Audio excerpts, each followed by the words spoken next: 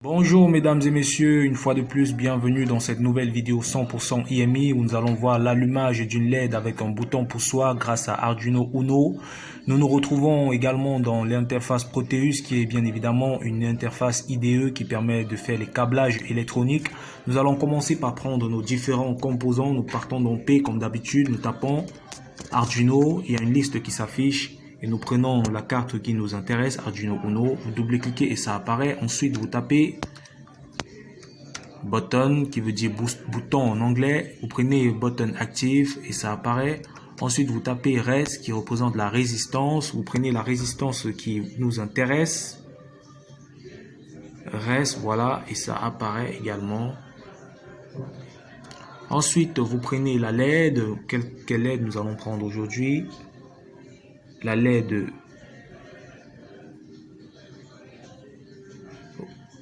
jaune, LED yellow.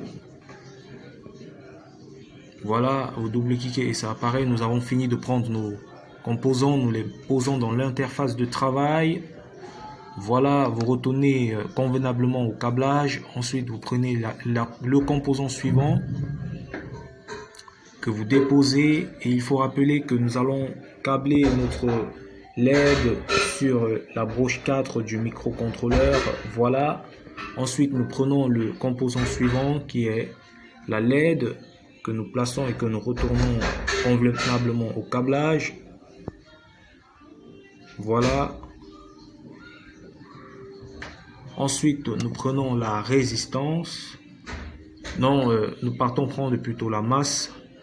Dans Terminal Mode, nous prenons Ground que nous posons là et que nous câblons comme ceci. Voilà.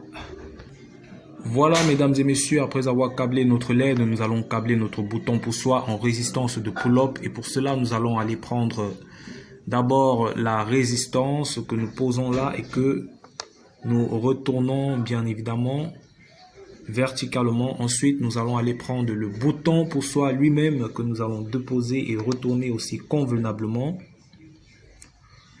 Voilà, et nous relions à la résistance.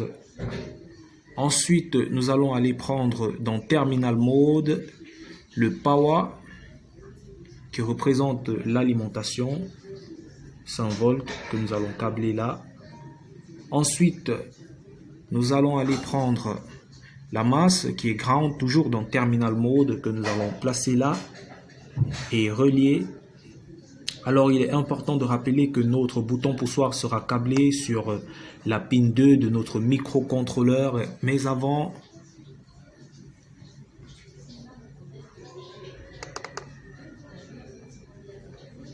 voilà, la pin 2 que nous prenons et que nous relions sur notre bouton poussoir. Alors là, comme vous le voyez, et nous allons double-cliquer sur la résistance pour prendre la valeur correspondante qui est 200 ohms. Ok, le câblage de notre bouton poussoir est terminé. Nous allons aller dans l'interface Arduino pour rédiger le programme nécessaire à la commande de ce bouton poussoir.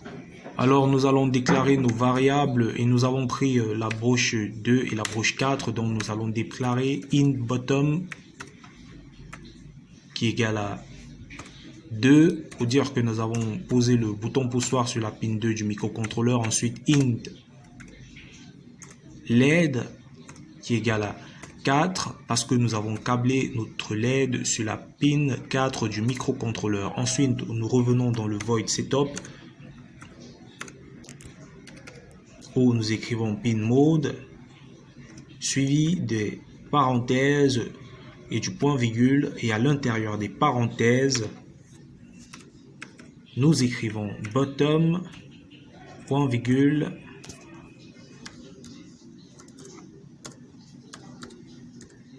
input.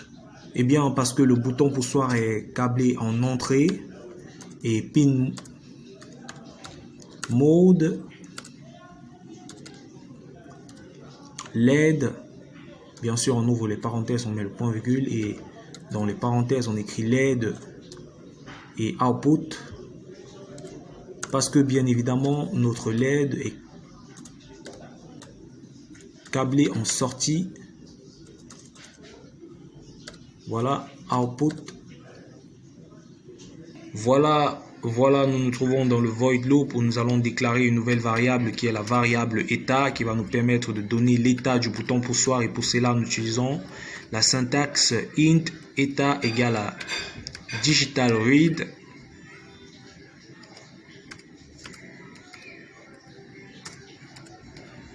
Voilà. Et on ouvre les parenthèses bien point virgule. Et à l'intérieur des parenthèses, on écrit bottom. Ensuite, nous allons utiliser la fonction if pour donner la condition que si la LED est égale à 1, si l'état est égal à 1, la LED doit être allumée, sinon elle doit être éteinte. Alors, nous écrivons if, suivi des parenthèses, et on ouvre les accolades.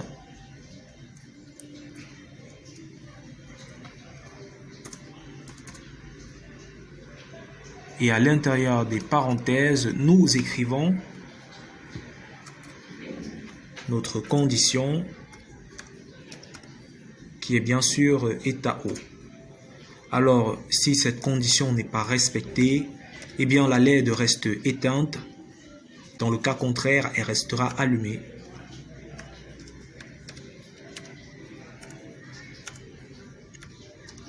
Nous écrivons digital write.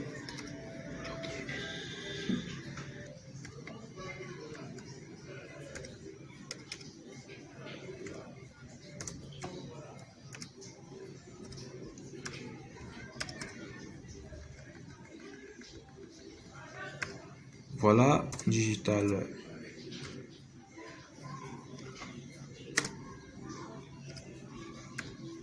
Donc, sinon, si cette étape n'est pas respectée, la LED doit rester éteinte. C'est pour ça que nous écrivons else. Et en bas, digital write. Entre parenthèses, LED. Virgule low, qui représente l'état bas, c'est-à-dire la position éteinte. J'espère que vous voyez bien la position des parenthèses et des accolades. Prêtez bien attention à ces positions, c'est très important lors de la rédaction de votre programme, mesdames et messieurs. Bien sûr, étant donné que le void loop est une boucle infinie, nous mettons notre delay qui va nous permettre de visualiser bien sûr l'allumage ou l'inspection de cette LED. Donc, nous prenons un temps aléatoire. Maintenant, nous allons venir pour la compilation de notre programme. Pour cela, vous cliquez bien sûr comme d'habitude sur la flèche et une page s'ouvre pour vous demander d'enregistrer votre projet. Vous écrivez le nom qui vous plaît. Nous avons choisi Button LED. Puis, vous appuyez sur Enregistrer et la compilation commence. Comme vous le voyez là. Et une fois terminé, vous allez voir écrire là, compilation terminée. Alors, vous cherchez à copier le code source de votre programme qui est naturellement se termine toujours par .x, comme vous le voyez là. Vous faites un CTRL-C et vous partez dans Proteus, vous double-cliquez sur le microcontrôleur et vous le collez à côté de l'enveloppe jaune en faisant un CTRL-V. Puis, vous appuyez sur OK et vous lancez votre simulation ici. Une fois la simulation lancée, vous appuyez sur votre bouton poussoir et l'allumage et l'instruction sont respectés conformément au code que nous avons rédigé dans Arduino. Ok, mesdames et messieurs, nous vous remercions d'avoir suivi cette vidéo. Nous restons ouverts à toutes vos suggestions et nous vous disons à plus tard dans IMI Tech.